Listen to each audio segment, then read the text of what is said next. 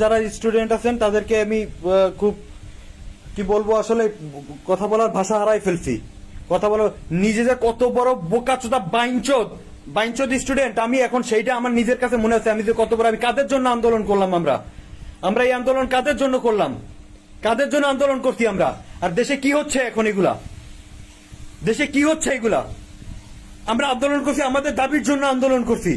আমরা কোন বাইঞ্চোদ মার্কা লোকজনের জন্য আমরা আন্দোলন করতে নামিনি। রাস্তায় যেগুলো ভাঙচুর হচ্ছে, যেগুলো আমাদের সম্পদ নষ্ট হচ্ছে, এগুলো কারা করতেছে?